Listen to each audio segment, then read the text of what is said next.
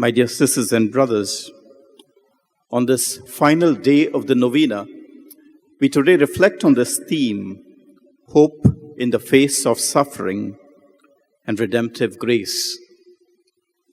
As part of our reflection, I would like to go back to the origin of how this novena began, because that has a lot to tell us about this theme.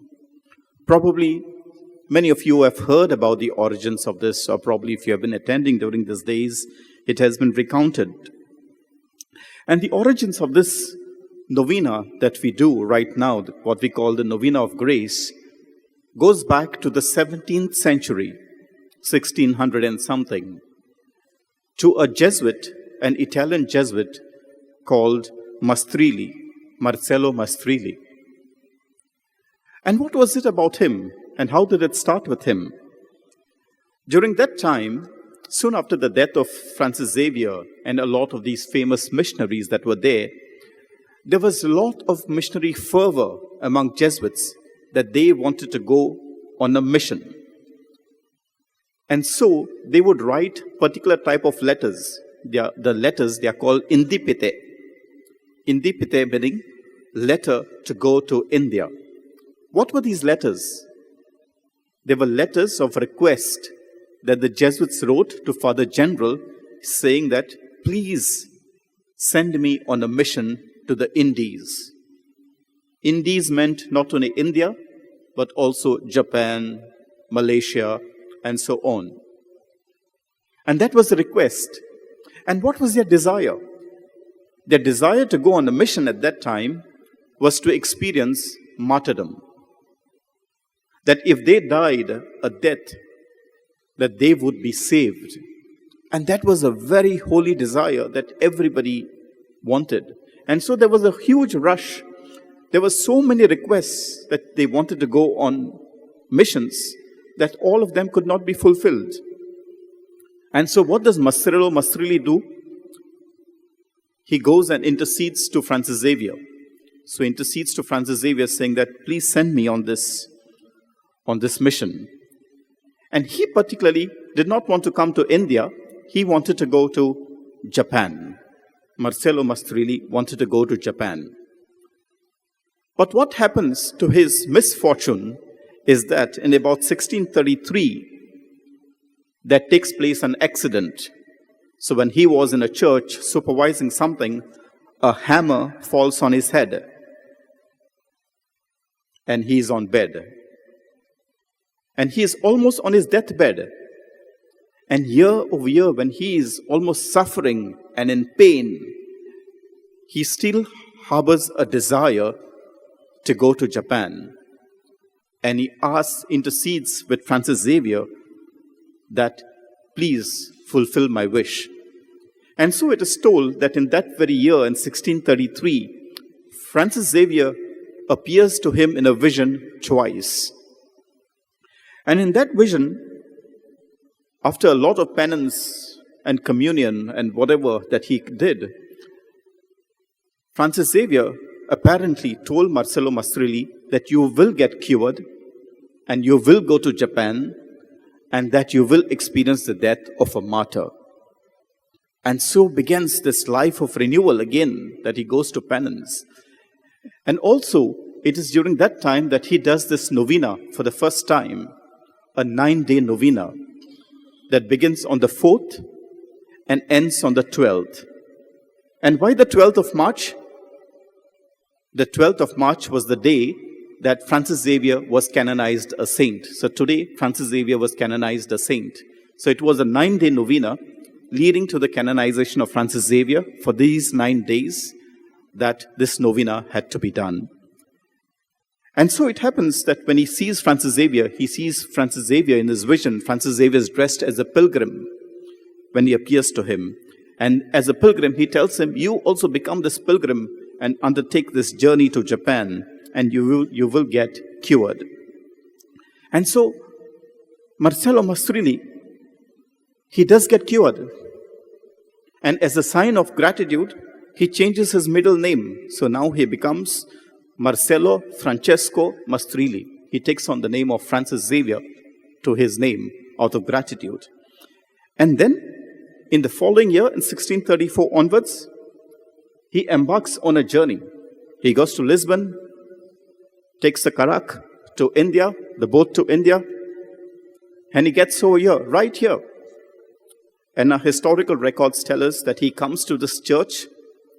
He comes right here. We cannot say that the body was right there at that time. He venerates Francis Xavier, whose body was already in Goa by that time.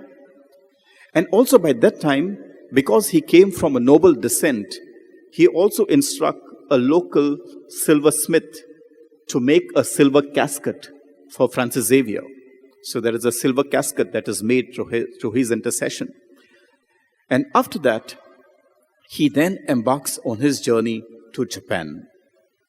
On the way to Japan, he spends 1 year in the Philippines, and over there he leads an expedition, but ultimately he goes to Japan. And you can see over there, if you go inside closely, there is also a painting of the miracle of Marcello Mastroili inside in the small little chapel that is there, that shows his healing. But as soon as Marcello reaches Japan, he hardly spends 1 month over there. And his desire to go to Japan was to convert, because at that time, Christianity was banned in Japan.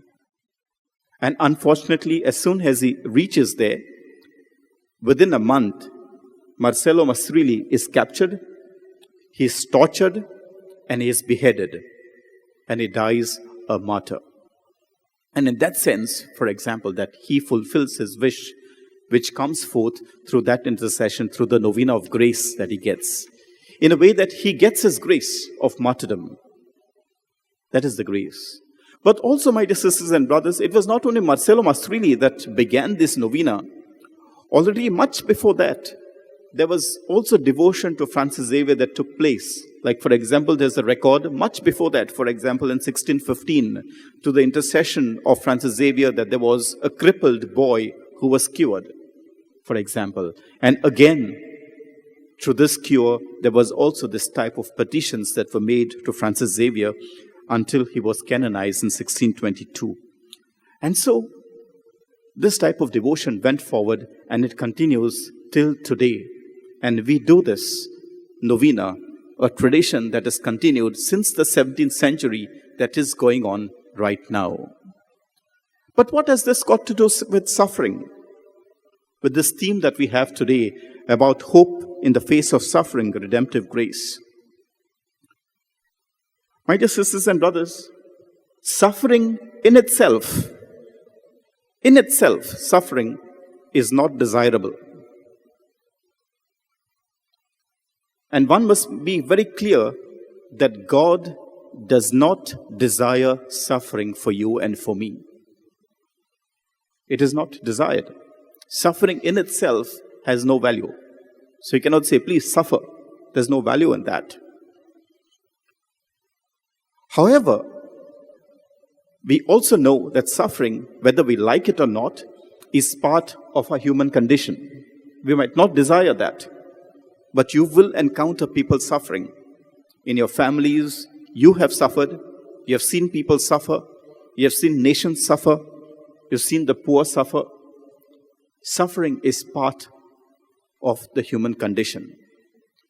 And what happens to suffering is that God takes part in this human condition.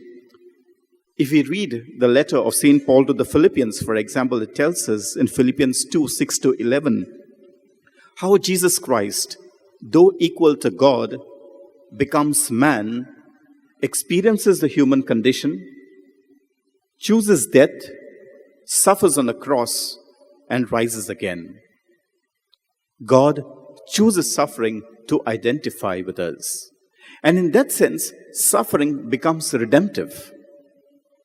For example, when someone is suffering and you take part in that person's suffering, you help alleviate that suffering. That person's burden becomes lighter. In a way, you make that suffering redemptive. And that is what Jesus does. He takes part in the human condition. He takes part in human suffering. He uses suffering itself to redeem us. And in that sense, we are also invited to take part in the suffering of one another. Because taking part in the suffering of one another, you make it redemptive. You bring that grace to people. You bring that grace of salvation to people. And when you go, for example, to the life of Marcello Mastroili or to Francis Xavier, you see that grace came right when they were suffering. When he was suffering on his deathbed, he experiences that grace, that God was with him. And that time, that grace that you get, it's a grace not only for you, that grace is for you and for you, our brothers and sisters. What was the grace that he desired? What was the fruit that he desired? To go on a mission. To be with someone else. And therefore, when we experience this redemptive grace through suffering, it is to identify ourselves with our brothers and sisters. And therefore, it is to ask ourselves, when we look at the suffering of people around us, how do we act? When we look at forms of injustice, do we speak up?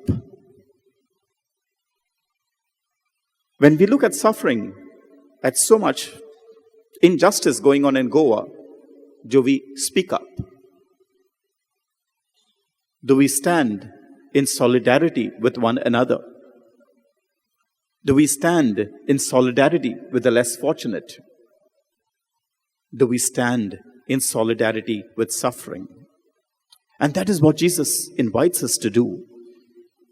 Suffering is not desirable, but when we stand in solidarity with the suffering of one another, it becomes redemptive.